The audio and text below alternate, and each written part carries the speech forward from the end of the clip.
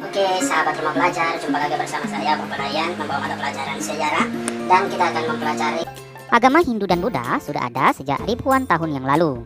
Bagaimana sejarah munculnya dan perkembangan agama Hindu dan Buddha? Yuk kita bahas satu persatu. Baik adik-adik, pertama kita akan membahas terlebih dahulu mengenai agama Hindu. Agama Hindu diperkirakan muncul di India antara tahun 3102 sebelum Masehi sampai 1300 sebelum Masehi. Ada juga yang mengatakan sekitar tahun 1500 sebelum Masehi. Agama ini tumbuh bersamaan dengan masuknya bangsa Arya. Bangsa ini merupakan bangsa nomaden yang masuk ke India dari Asia Tengah melalui celah Khyber. Kedatangan bangsa Arya ini mendesak bangsa Dravida yang merupakan bangsa asli India yang termasuk dalam kategori ras astroloid. Dalam perkembangan selanjutnya, terjadi percampuran antara kebudayaan bangsa Arya dan bangsa Dravida yang menghasilkan kebudayaan Hindu. Dalam perkembangannya, agama Hindu di India dapat dibagi menjadi 4 fase, yaitu yang pertama zaman Weda, yang kedua zaman Brahmana, yang ketiga zaman Upanishad, dan yang keempat zaman Buddha. Baiklah, kali ini kita akan membahasnya satu persatu. Yang pertama, zaman Weda. Zaman ini dimulai ketika bangsa Arya berada di Punjab, di lembah Sungai Sindu, sekitar tahun 2500 sampai 1500 sebelum Masehi, setelah mendesak bangsa Dravida ke sebelah selatan sampai ke dataran tinggi Dekan. Bangsa Arya telah memiliki peradaban yang tinggi. Mereka menyembah dewa-dewa seperti Agni, Varuna, Vayu, Indra, dan Siwa. Dewa tertinggi yang mereka anggap sebagai penguasa alam semesta mereka sebut dengan Trimurti, yang terdiri dari Brahma sebagai pencipta alam, Wisnu sebagai pemelihara alam, dan Siwa sebagai dewa perusak alam dan dewa kematian. Walaupun banyak, semuanya adalah manifestasi dan perwujudan Tuhan Yang Maha Esa yang disebut dengan Brahman. Jadi, agama Hindu adalah agama monoteistis, bukan agama politeistis. Weda merupakan kitab suci agama Hindu yang muncul pada zaman ini. Pada zaman ini pula, masyarakat dibagi atas 4 kasta. Yang pertama, kasta Brahmana, yang isinya adalah ulama dan pendeta. Yang kedua, kasta Ksatria, yang isinya raja, bangsawan, panglima, dan tentara. Yang ketiga ada kasta Waisa, yang isinya adalah pedagang. Dan yang keempat ada kasta Sudra, yang isinya adalah pelayan. Dan ada pula orang-orang yang dianggap berada di luar kasta, yang disebut dengan golongan Paria, yang merupakan golongan pengemis dan gelandangan. Fase kedua adalah zaman Brahmana, sekitar tahun 1000 sampai 750 sebelum Masehi. Pada zaman ini, kekuasaan kaum Brahmana amat besar dalam kehidupan keagamaan. Merekalah yang mengantarkan persembahan umat kepada para dewa.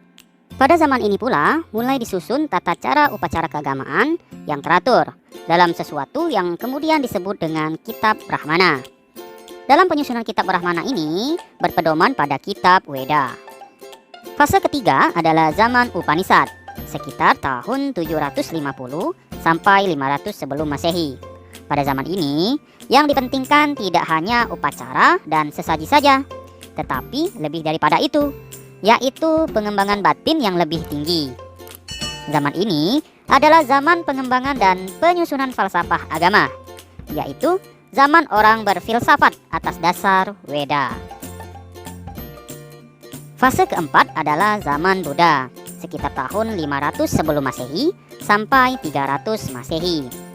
Zaman ini dimulai ketika putra Raja Sudadona yang bernama Siddhartha menafsirkan Weda dari sudut logika dan mengembangkan sistem yoga dan semedi sebagai jalan untuk mendekatkan diri dengan Tuhan. Sekarang kita akan membahas mengenai sejarah agama Buddha.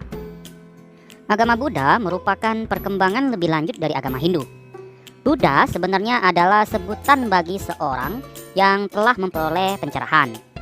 Awalnya, agama Buddha bukanlah agama, melainkan ajaran dari seseorang yang telah menerima pencerahan yang bernama Siddhartha Gautama. Pangeran Siddhartha adalah anak raja yang beragama Hindu dari suku Sakya bernama Sudadona dan Ratu Mahamaya Dewi.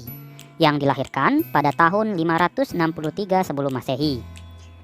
Oleh para petapa, diramalkan sang pangeran kelak akan menjadi seorang cakrawartin maharaja dunia atau menjadi seorang Buddha. Konon, Raja Sudadona sedih mendengar ramalan itu, sebab bila sang pangeran menjadi seorang Buddha, maka tidak ada yang mewarisi tahta. Untuk mencegah terjadinya ramalan itu, maka para petapa menyarankan agar sang pangeran jangan sampai melihat 4 macam situasi, seperti orang tua, orang sakit, orang mati, dan seorang petapa. Suatu hari, di usianya yang ke-29 tahun, Siddhartha menyelinap keluar dari istana.